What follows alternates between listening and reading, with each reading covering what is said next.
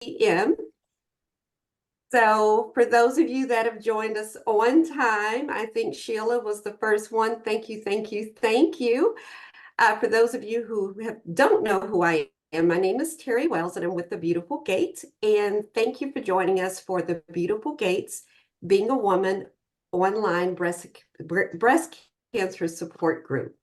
This evening, I am so excited to share our special guest with you. We've had the last couple of minutes, to be able to talk to Ashleigh and Heidi about prosthetics and everything that women go through post breast cancer diagnosis.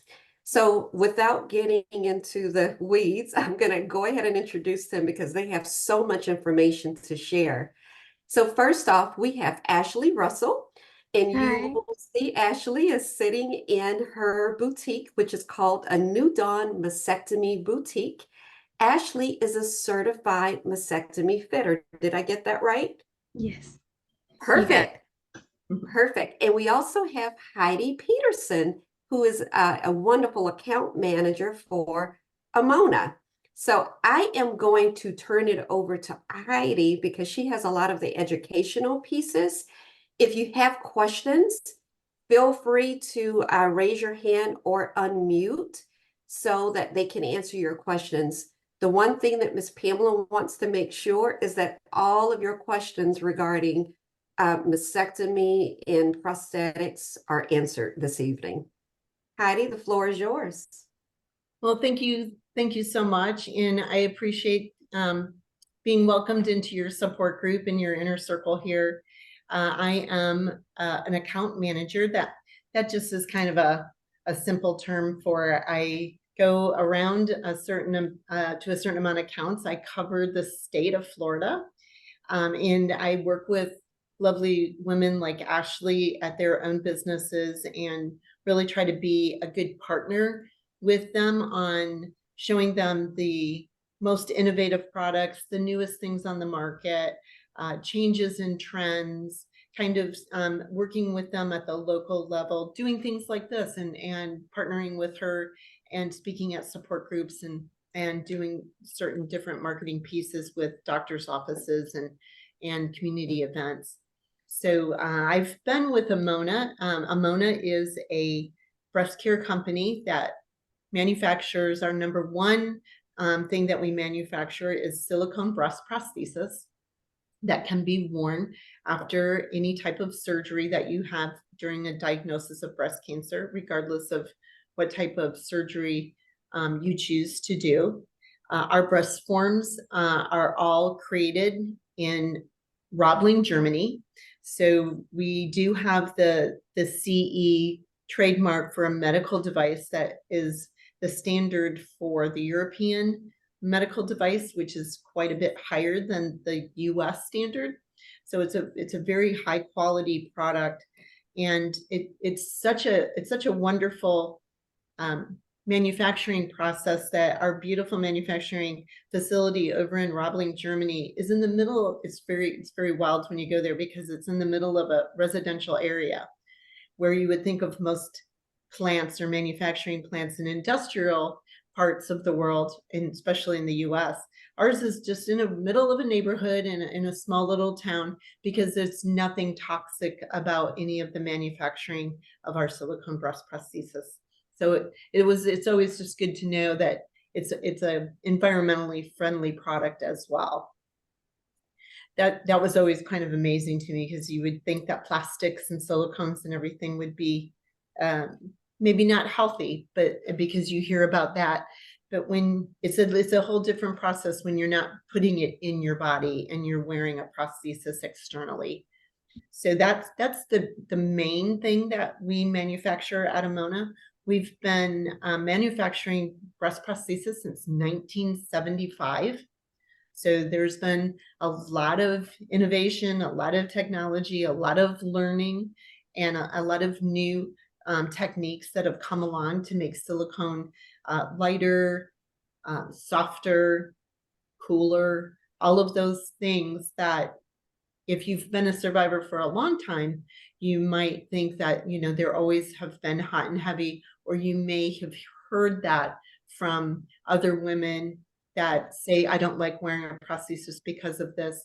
And it's maybe something that they haven't come back to or tried in several years. So I would always recommend that you would go to your local boutique or to your local fitter and have someone really go over the differences between different manufacturers, different shapes, different weights, different silicone formulas, because they really do make a big difference, and there's so many to choose from. So there's a lot out there that you could find something that really works specifically for you. So that's really the gist of Amoena 1975 silicone original prosthesis. We're in over 80 countries. And so we do have the ability to do the research and development for the technology by taking all of that information that we receive globally and put it into our products for one message for women. And you'd be surprised how identical it is on so many levels, from the US to Europe to Asia, all, Australia, all across the world. So we do use all of that information that we have to really develop new technology. Along with our breast prosthesis, we do create beautiful lingerie. Pocketed lingerie is something that goes kind of hand in hand with wearing a prosthesis. And so the prosthesis fits comfortably in a pocket. And the pockets are made of different types of material. Amoena tends to use a Cool Max type of pocket that's a little bit cooler and more breathable. And that's just really a security part of it. So you're not feeling like your prosthesis would be moving up on you or coming up out of the bra that you're wearing. Again, just a secure, wonderful fit. If you're wearing the right size bra and the right fit of a bra, prostheses are usually very comfortable to wear. Normally, when I am in a fitting room with a woman and she says, my breast form shifts around a lot, it's not comfortable to wear, I don't like it. 9 times out of 10, it's the wrong size bra, or the bra is worn out, or it's not fitting snugly or appropriately, because we do like to hang on to our comfortable bras, don't we? But unfortunately, sometimes comfort doesn't really equate to support. And when we're wearing prosthesis, we really do want to have the appropriate comfortable support so that breast prosthesis stays in place on that chest wall. So along with the pocketed bras that go hand in hand with the prosthesis, we also do a line of swimwear. We believe that any kind of exercise or activity is important, especially after a diagnosis of cancer. So we do try to create beautiful swimwear that's designed specifically for women that have had chest surgery in mind. Maybe it's a little higher coverage under the arm, maybe a little higher coverage on the chest wall to securely hold any kind of prosthesis that you would wear in the water. And then we do have a new whole segmentation to the Amoena portfolio that's dealing with and helping women that are suffering with lymphedema. Not so much the arms or the lower extremities, which we see a lot in generalized lymphedema, but more truncal and chest lymphedema. So we have created a line of comfort bras for sleeping and travel, as well as a line of really nice compression garments that therapists like to use in conjunction with any type of therapy that you might be going to reduce any kind of swelling or lymphatic fluid that you might be retaining. So that's the whole lymphedema line is new segmentation to our portfolio. So we're really quite proud to try to be everything that the woman might need in her journey of survivorship and moving forward and being healthy and active and keeping her comfortable and obviously giving her the symmetry that she's looking for. But the thing is that we do hear most of the time is, especially with new survivors and newly diagnosed women, post-surgery, is if they are fortunate enough to find someone like Ashleigh at a New Dawn in Fort Myers there, they'll come in and then they will see, the beautiful, products, just the abundance of products that Ashleigh has. And just it can be a little overwhelming at first, but the thing that we hear so many times is, I wish I would have known. I wish I would have known that I could have had this for my drain management. I wish I would have known I could have gotten this to help me get through the first 6 weeks. I wish I would have known this. So I feel like these types of interactions with survivors at support groups is so important. And I'm just really here more just to explain who Amoena is, and then answer your questions that you might have specifically. There isn't any foolish questions and I'm sure I'll probably hear questions that I hear quite a bit. There's not any reason why you would know any of this information, because you would never have needed it before. But with a diagnosis comes a lot of new territory, and the support groups are just a wonderful, safe place to ask questions and to share experiences with people that have worn products, and maybe I can debunk some mystery and some myth around them, as well as, Ashleigh's here to talk about coverage. Most of these products are covered by insurance because of the 1993 Women's Care Act. We have a very important act that we fought very, very hard for, and it's only been around since 1993, and we want to protect that act. We want women to use their benefits. We want women to understand how important it is to be able to have these things covered for them, and to protect that for them. And so it's a great thing to have that. There's also a lot of limitations, so that kind of gets in the weeds a little bit of very specific, what do I get versus what does she get, what versus somebody on Medicare get, all of those kind of working types of things. But I think the important thing is that you do have some sort of benefit if you have insurance. So if there's any questions, please let's bring them on. Or if you want to go to Ashleigh, that's fine too. Yes. Yes. Go ahead, Ms. Pamela. I've got plenty of them. Okay, bring them on. Okay. Again, hello everyone. Thank you for joining us. All right. I guess I will have to wait for Ashleigh. I thought I wanted Ashleigh to do a show and tell. Okay, to show us your product. Right. But she was showing us. But I noticed one of them was, I wanted to ask you about, okay, it's pronounced Amoena, right? Amoena.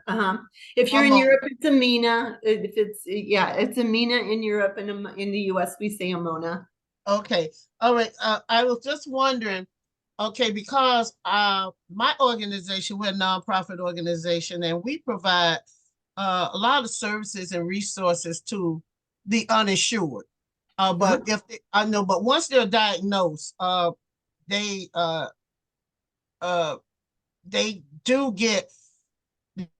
eligible for some sort of state program, and which may be Medicaid. Right now. And it was a point of time in my life that I was on Medicaid, and I was just wondering, are your products, the Amoena products, every boutique I've ever gone to, from Miami Beach to all the way up to here, to Central Florida, are your products, can they be purchased through Medicaid? And I know I'm on Medicare now, but I get your products. And your products are everywhere I go. So I just wondered, are those products available to women who are on Medicaid? Yes. So our products are coded for insurance reimbursement. So that means that we have supplied all of our products to a insurance board, and they have assigned an insurance code to them. And so every product can be billed to any insurance, including federal Medicare and state Medicaid. That is correct. And now Ashleigh might want to bring into why maybe in a boutique will not take that. Yes, So- okay. Yeah, yeah. Before you speak, Ashleigh, okay, you answered that question, but all right, now I've gone into boutiques and they only showed me certain products that Medicaid during the time, only certain products Medicaid will pay for. You know, but then when I got on Medicare, I was offered a whole variety of products, you That is know? correct. So, Yeah. so okay, so go ahead, Ashleigh. You know where I'm going with this. Yeah. So everything we have in the store, as long as we're in network with your insurance company, nobody is like left out on a certain type of bra we carry. That might not be the same at every single boutique. It just depends on where you're going. Everybody does things a little bit differently. Now, we're not in network with Medicaid, so we don't accept Medicaid. I would still try to help patients that have Medicaid if they were to come into us. That's something that they may need to bill themselves to their insurance company. But as long as we're in network, everyone can get the same products. Nothing's just, oh, you have this insurance, this isn't eligible. I mean, that could be different companies. We don't do, what do you call them, Heidi, the ABNs? Can you get closer to your computer? Oh, yeah. Yeah. Can you guys hear me? Yes. Yeah, Okay. Yeah, so nothing's off limits based on your insurance, as long as you're in network. So that, okay. so what she's saying is, just to clarify a little bit, so each business will decide how many contracts that they can acquire. Sometimes they want to acquire contracts and they can't. So every business will have certain contracts, will not have contracts with certain insurance companies. And basically, if you have Medicare, you go to a Medicare provider. If you have Aetna, you call and say, who's the provider for this on your card? Or you can ask the boutique, are you an Aetna provider? Same with the, you know, and there's hundreds, literally hundreds and hundreds of insurance companies, and then different kinds of programs and contracts within those insurance companies. So as a insurance holder, it is kind of my responsibility to say, okay, I want to get products for myself. Where do I go? Do I call? Do I look online of, you know, who's a provider with my insurance? Do I call the number on my card and ask them who is a provider in my area? Sometimes women can even get, you know, an approval to go to someone like Ashleigh that's out of network because there isn't anybody else in a certain area, and that would be like a pre-authorization kind of thing to get approval to go somewhere that's out of network. Okay, So, see, I'm sorry, Miss Heidi, that's something that people, a lot of women do not know. correct. That if they don't have anyone that's in their, you know, some area or network, that they can go out of network. They can, Right, I they mean, have to get but it they can pre-approved. Yeah, pre-approved to go out of network. Okay. right. Yeah, your insurance company should not make you go over like 50 miles to get products somewhere. They may require you to, they may say, well, here's an 800 number and it is a mail order prescription, and you'll have to just tell them, I don't accept that, I need to be fitted in person. So you kind of have to push back and be your own advocate a bit. But I would like to kind of talk to what Ashleigh said. When she has products in the store, if she has a contract with an insurance company, everything in her store is open for what you need. So what the difference of on some businesses, again, each business run their business as their own. So products cost different, right? You know, not everything costs the same. So Right. there may be some silicone, lightweight silicone costs more than standard weight silicone. You know, an adapt air adjustable breast form costs more than something with just Comfort Plus in it. So there's There's good, better, and best products that are in the market. There's good, better, and best lingerie that's on the market. There's good, better, and best in everything that we do. So if you have an insurance company, and I'm not going to say Medicaid because that's not really the worst insurance out there. It's actually not bad.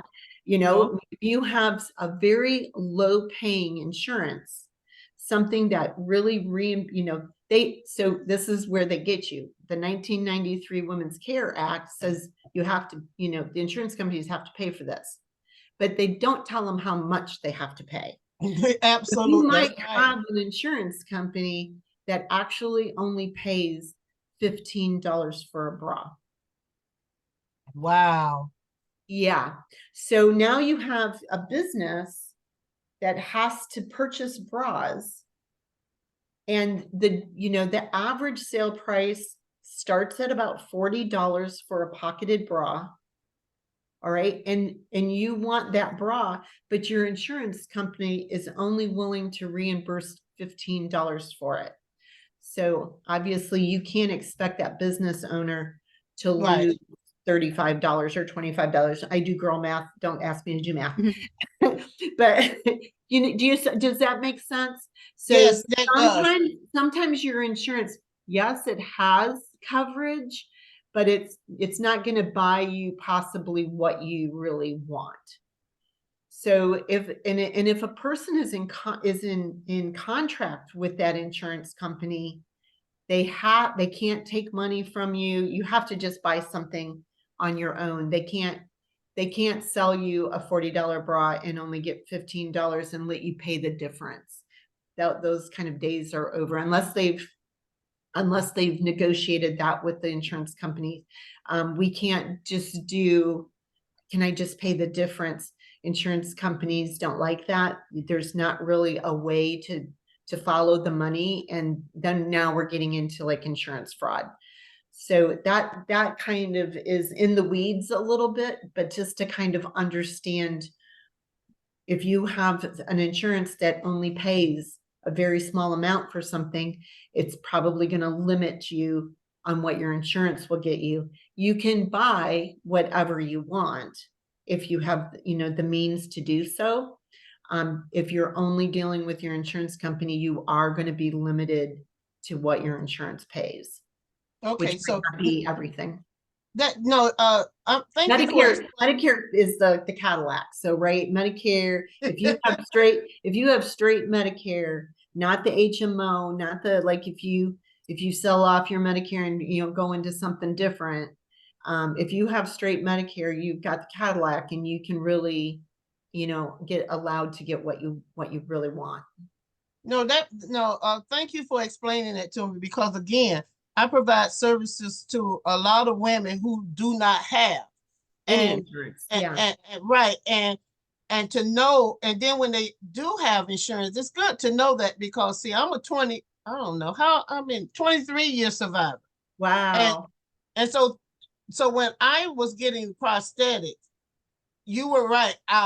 When you mentioned a $15 bra, and they did show me bras, and they told me during that time, then you have to make the difference if you want this particular bra. Right. That was back then in that time. Right. So thank you for it. There used to be all kinds of stuff going on back in the day. Yes. So thank you for it. We can't do that anymore. It's lots of regulations. Yeah. But I thank you for that, because see, you taught me something that I can share with other women that come through us, and if I forget, because I'm getting older, I'll just send them to Ashleigh. That's right. Well, what I like to do is I like to keep that in mind. Oh, go ahead. Go ahead.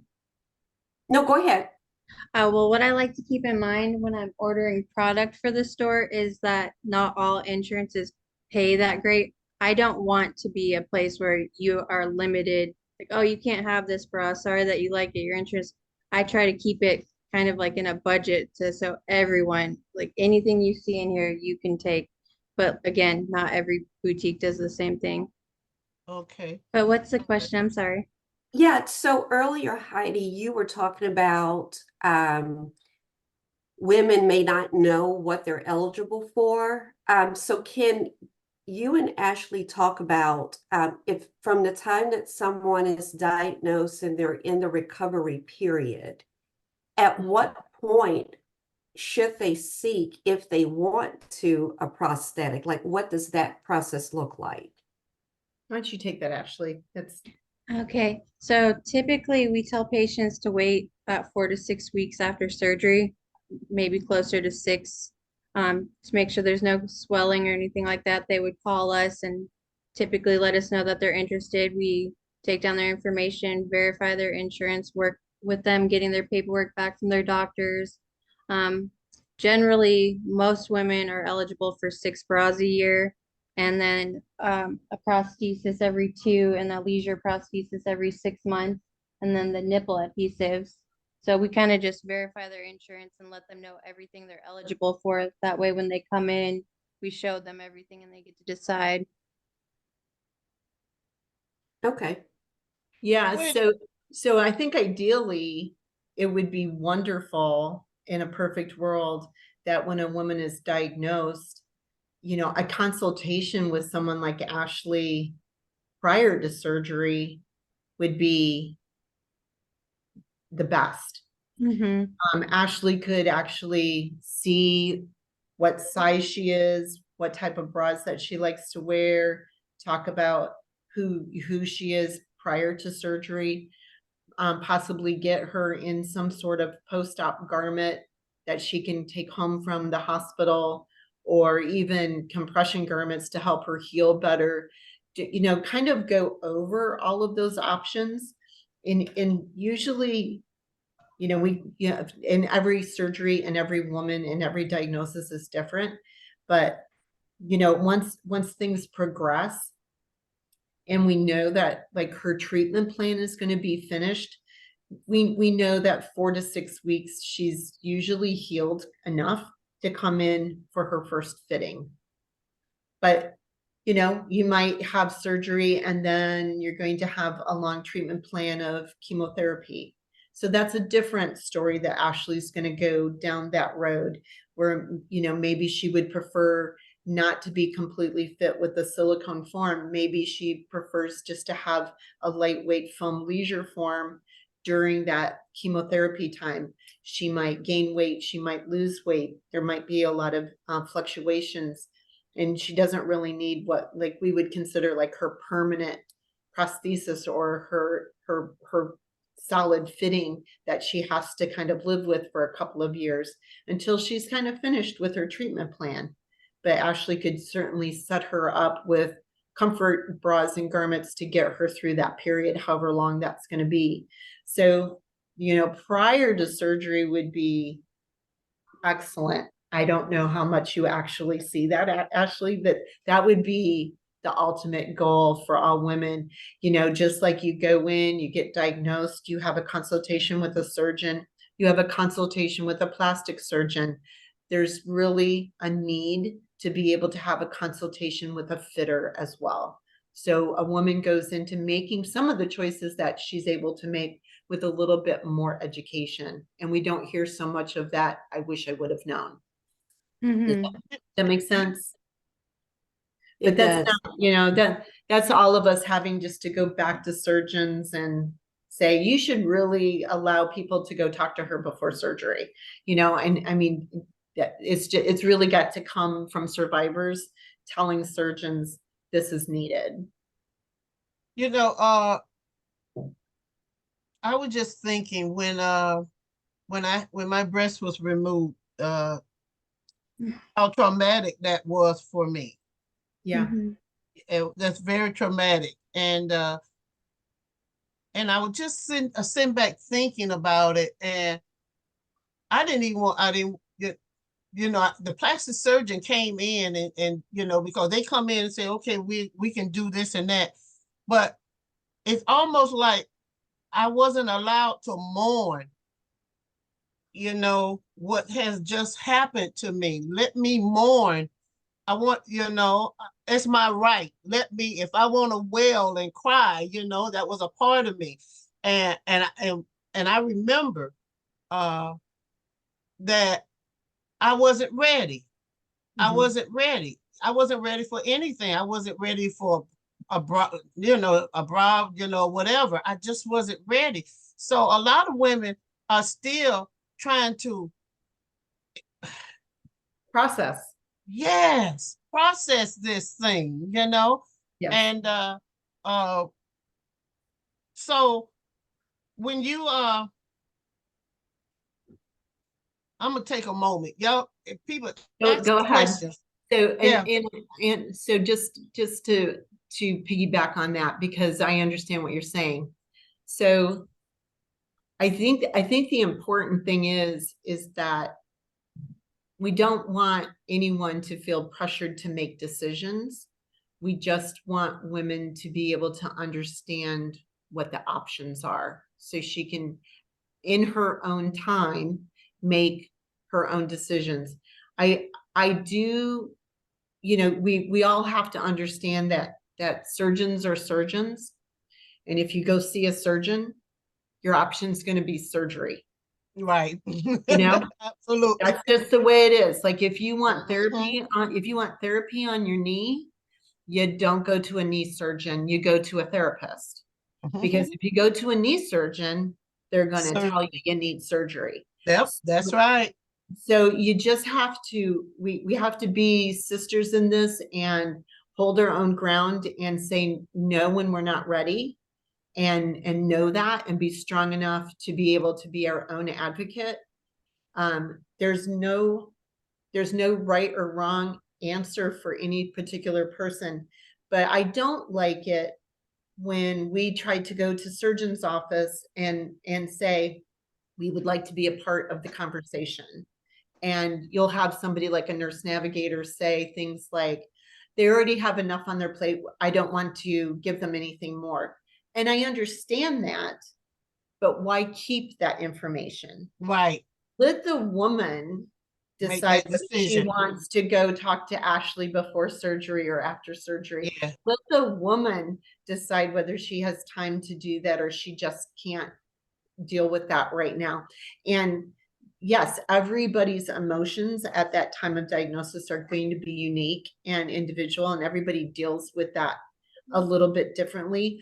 I just don't want to keep information from women. I think that's the point that I was hoping for in the long run, that, because you're getting that information from a plastic surgeon and you feel like that's my only option. I agree. And I just, like you felt, I don't even know what to do. I don't know if that's what I want to do. Like, no, right. I agree with you, Heidi. You right. Regardless, still share that information with me. I'll make that decision. Let me make the decision, because what I just went through seemed like the decision was out of my hands. Correct. Because I know that I needed this. So let me process this. Let me get a hold of it. I want to be able to make a choice of my own. I know I'm going through this, but let me have a decision. Right. Don't, because it's like you're in the room with the doctors and they're talking about this and that. And it seems like they're talking and you're not even in the room. Right. And so when someone wants to withhold information because they don't think that you can handle it, it kind of blows my mind, because like, who are you to make that decision for her? Yeah. And you might have felt differently if you had maybe a fuller story at that time. You might have been able to say, well, okay, this is good to know. This is good to know. And I'm just going to sit here and get healed first, and then I'll make a decision about something, if you knew you had other options. So I feel like that's the perfect world that we're not quite in yet. and I'll just let me end with a little hope. So I was just in Orlando last weekend for 4 days with a breast surgeon, the breast surgeon symposium. So, oh my Lord, filled with breast surgeons from all over the world, a lot from South America, lots of different countries, all over the US, Canada, everywhere. And they just were at our booth, talking to us, wanting to know more. And there's a whole new generation of surgeons coming up and starting out. And they are all so much more holistic and so much more whole healers than just surgeons. And it was just inspiring to be able to talk to so many and a lot of women surgeons coming up and about. So there's hope. Yay. Lot Thank of you for hope. sharing that. And I believe we have a question from Joanne. Joanne, feel free to unmute yourself. Hi, I have a question. It seems like I was diagnosed with stage 4 breast cancer, and one of the things where surgery was not an option for me.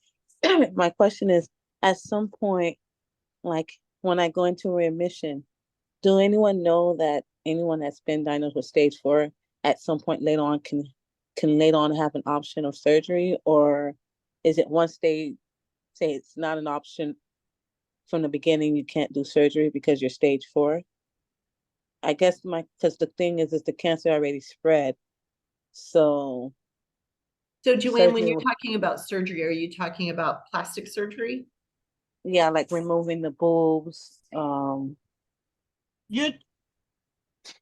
wait a minute, Joanne. Yes. I hear you. You say you're in stage 4, Yes. and what you're saying is the doctors, they're saying that they are not performing any surgery on you. Are you having any type of other treatment as to shrink the tumor? Yes, I'm currently Okay. receiving chemotherapy, Okay. immunotherapy, and a vaccine. So I'm doing a clinical trial. Wonderful. And so the Fighting whole is the hard, tumor, yeah. is shrinking, the lymph nodes are shrinking. Looks like my cancer it also spread to my pelvic. So with the scan, it shows that it's healing. But I'm just thinking that when I get to a point where I'm stable, is surgery an option, just because I'm thinking about the risk of this reoccurrence of the cancer.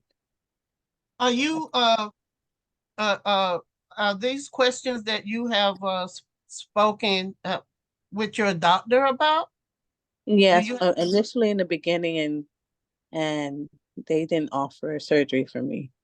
I had gotten different opinions, and that was like off the table from like the beginning. I guess they wanted me to focus on the treatment now.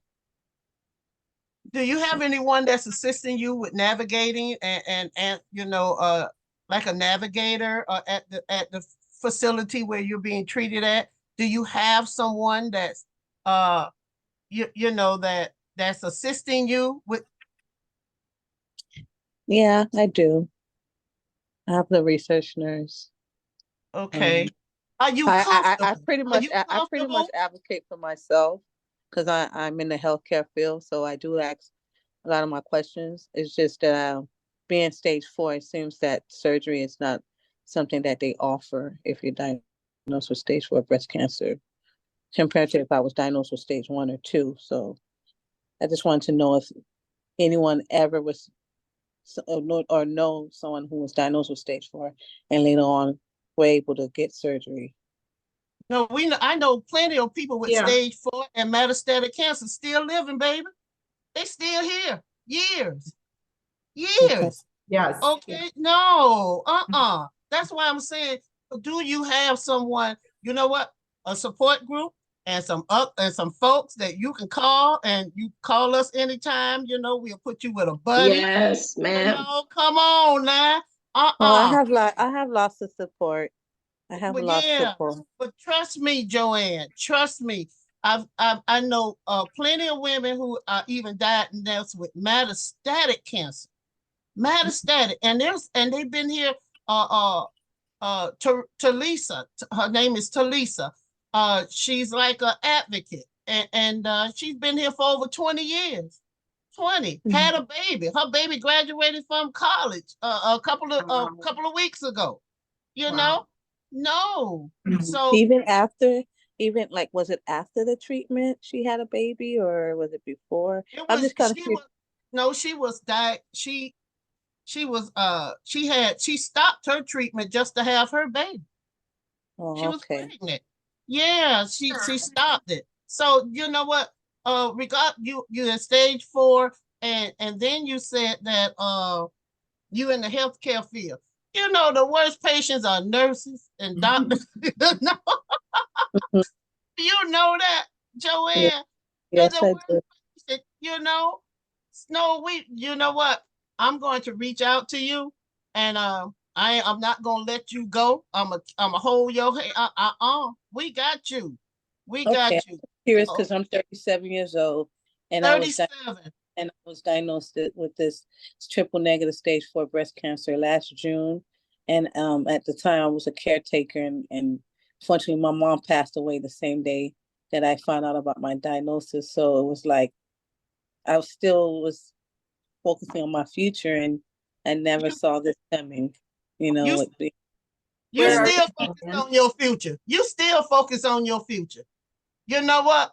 This is just a bump in the road. You can get through it. Listen, your future still. You still focus on it. You don't stop. You don't stop. No, we've got there. We have some women on here who've been diagnosed with triple negative, or stage 3 and stage 4. Yes, So ma'am. here, that gives okay, hope. That gives me some hope. Thank you. all right then. Anyone? What's your question, darling? Miss Sheila, you Yes, ma'am.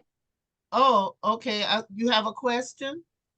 I have something to share. Okay. Um, going back to a lot of women having the oh Jesus, that the inflammation in their arm and everything after having a mastectomy. Lymphedema. There's a lot of people who don't know about this, but it's called cording, just like a cord, Oh, yes, CORDING. courting, yes. Yes. And Surgery. so, and they go in, and I mean, it's a little uncomfortable. But it helps greatly because it gives you it gives you your mobility back. Mhm. So you allow the your Jesus, the physical therapist. They will go in and they will pop your cords as you go through chemo. And then, if you're going through radiation at the same time, they tend to come back due to the radiation. So you keep going back and you keep popping those cords until you are done. If you just need it again, just go and pop those cords. Just have those cords popped constantly. Mine got so bad where I had actually 3 people on one arm popping my cords. Mm. Yes. And they was like, how are you able to deal with this? I say, because I see a means to an end. I don't have to worry about this no more. Because in the beginning, I used to sleep with my arm up in the air, Mhm. making sure it had the proper airflow, oxygen and blood flow. So when they was popping my cords, I realized, I said, oh, this really, really works. And I have the entire motion of my arms. I have a small amount of swelling in my arm. And it stays there. It stays there. It's constant, but it doesn't bother me. It's just a little bit bigger than the left arm. That's all. And the only thing that causes me to have to, wear my what you call them, the sleeves and the leggings and everything is being back on the treatment. So, but other than that, when you're not having a treatment or anything like that, yeah, cording is very, very essential. The other thing I wanted to mention is too that I was the young lady who spoke earlier, I don't know where she went. I think her name is Joanne. Sweetheart, I'm also a stage 4 metastatic patient. I started in 2016 as stage 2. And then as things went on, towards the end of it, it ended up being stage 3B. But I kept going on with all the treatment. I kept going with the immunotherapies. I kept going with what you call them? The trials. And I was in remission. So little did I know that it came back. I didn't know it came back. And now I was diagnosed last year, March, with a metastatic stage 4 breast cancer. Now, the other thing is, I'm still in this fight. I refuse to die. See, it's more of a mindset, you know, Amen. and I decided to just simply plan my life. Because they told me, you know, hey, you need to go and take care of your affairs and things of that nature. And so I went on, I was going through this, and God said, baby, what you doing? What you doing? What you doing? And I said, oh my God. So I went to calling everybody. I said, scratch this, scratch that. I'm planning my life. I will not plan my funeral. Furthermore, I'm not going to even have a funeral. Because I might outlive you and you and you. I'm not planning a funeral. And Yes, you know what? One of the things, and we're this is a fight, you know, it is a fight. Breast cancer for all of us, you know, it really is, and it affects us, each and every one of us, differently. Yes, ma'am. It affects each and every one of us differently. But I just want to let you all know that we are here. We provide resources even after the end of this program and every program that we have, virtual programs that we have. Miss Terry always provides you with resources. We have resources that's locally. We have resources that are nationally.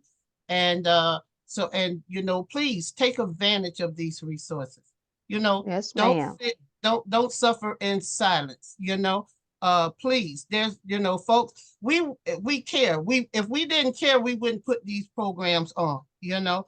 And so we just want you to know that when we're out there, and I'm working hard, y'all, you know, and we vet these resources. We vet them, you know, because we don't want you to call someone and then, oh, they done shut down. That defeats the purpose, you know, and then Right.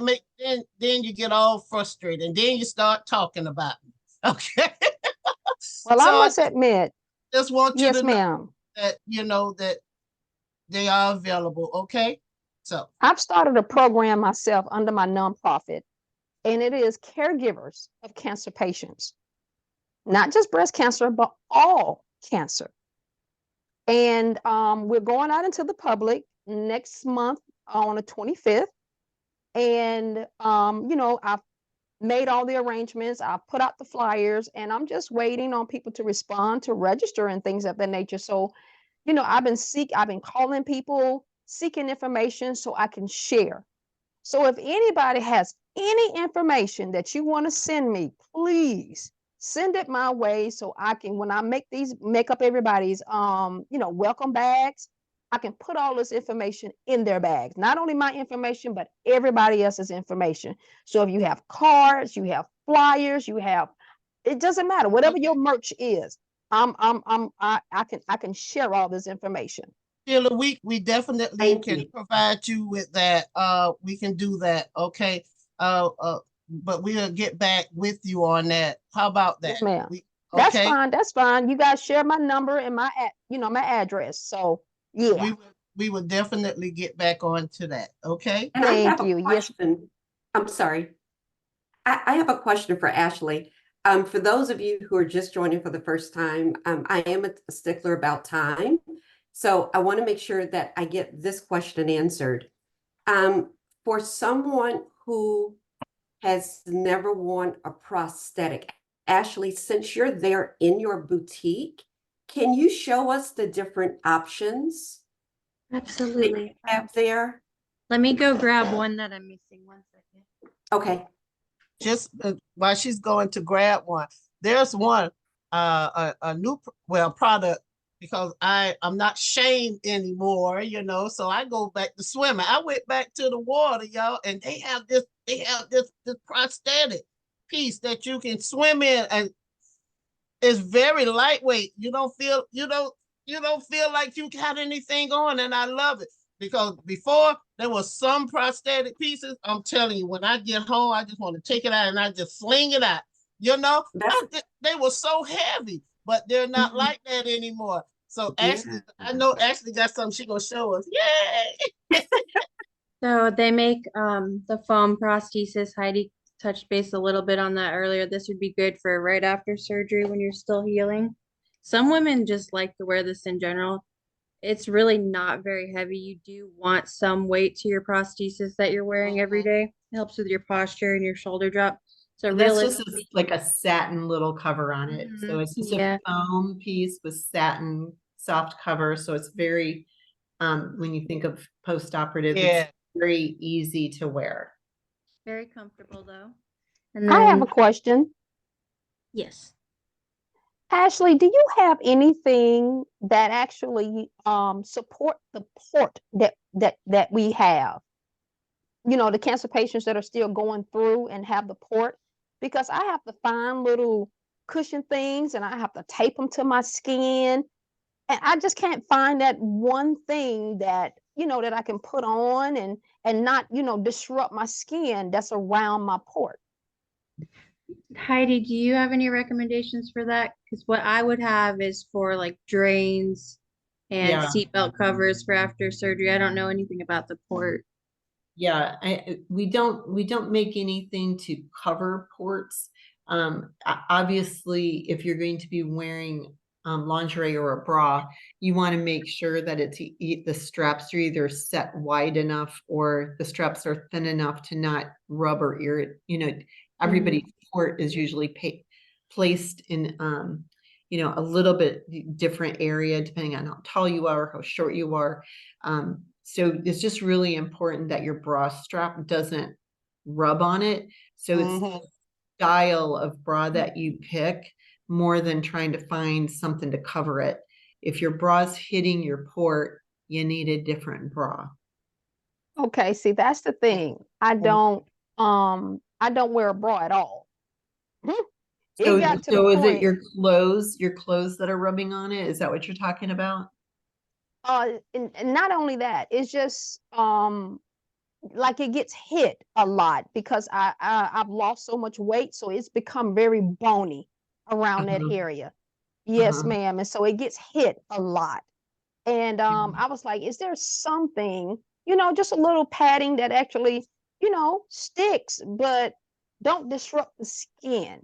Yeah, you know, there's a lot of different types of wound care type of products that are out there. We don't manufacture those. I don't have them, but I would definitely take, like, if you have a pharmacy that is, you know, a local pharmacy that has a wound care department, usually like DMEs have those as well. You know, there's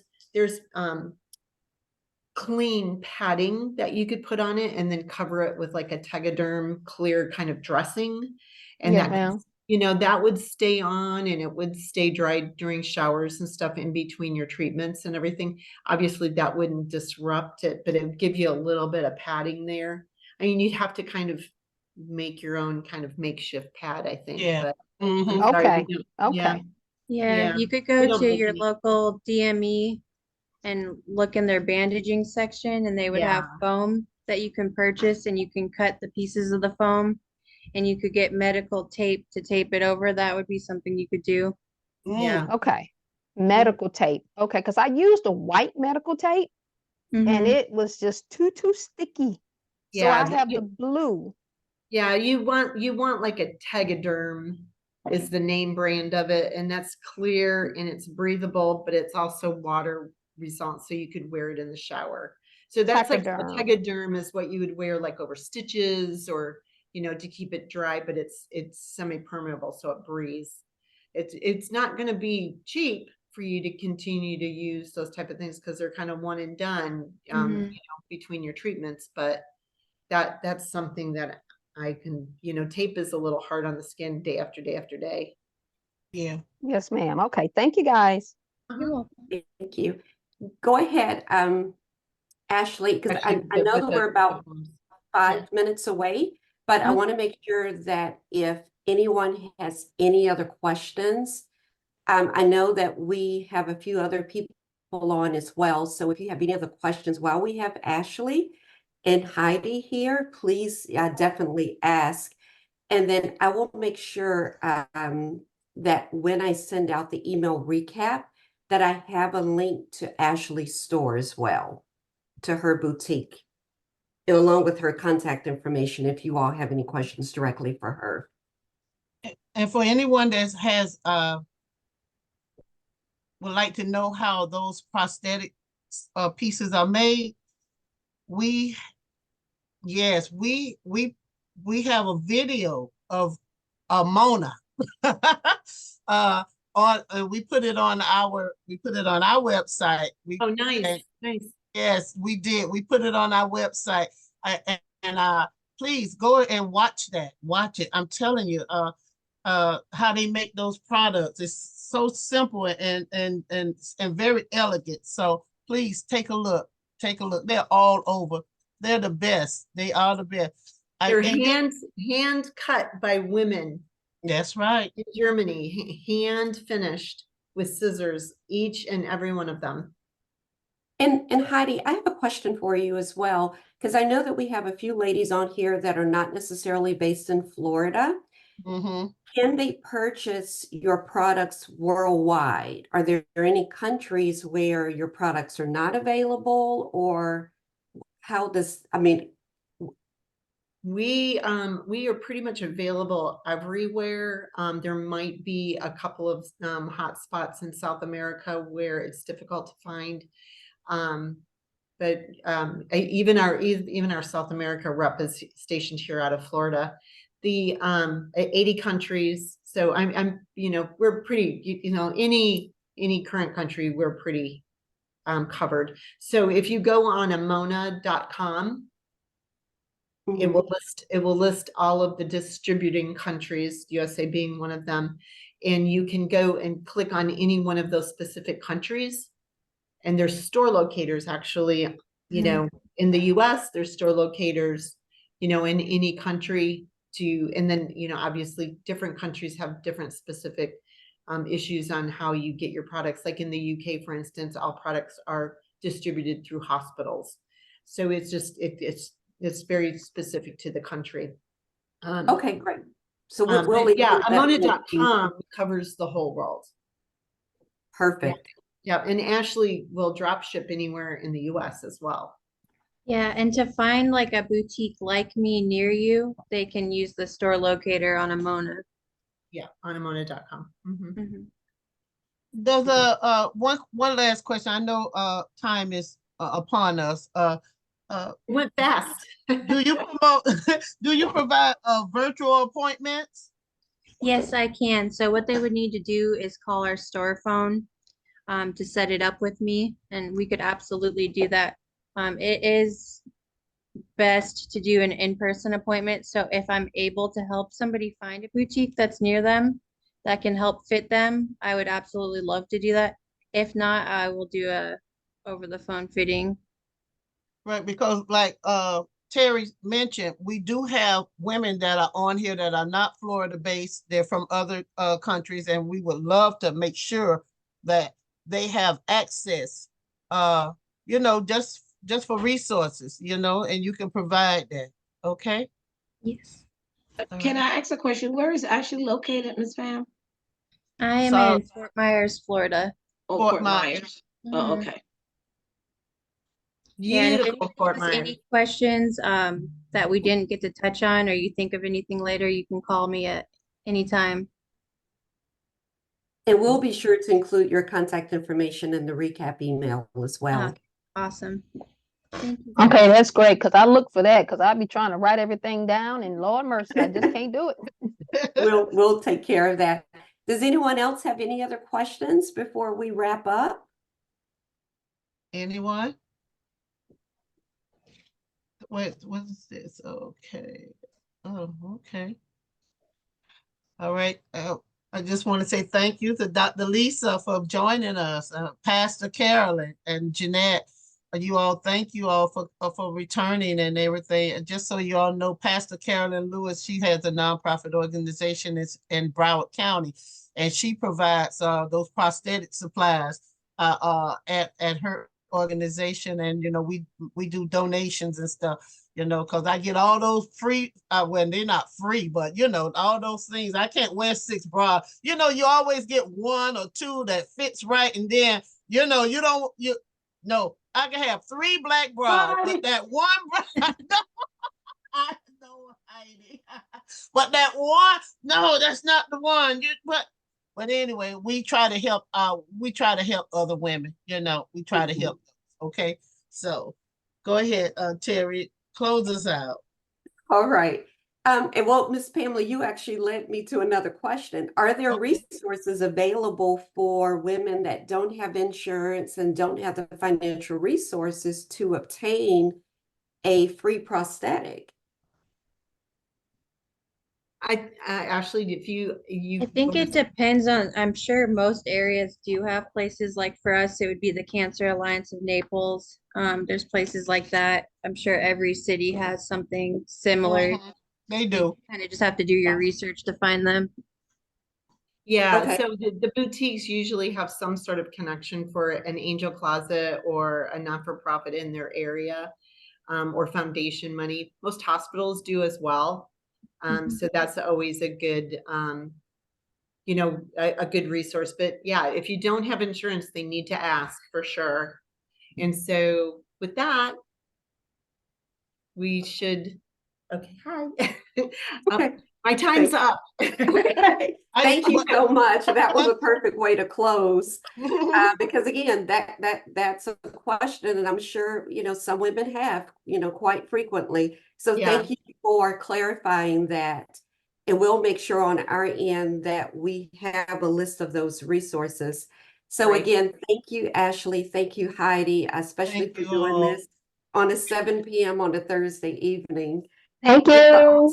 The whole new ladies. Yes. Thank you. Okay. Thank you you. so much. Have a good Okay. evening. You Okay. Thank you, everyone. All right. Bye-bye. Bye-bye. Thank you all. See you later.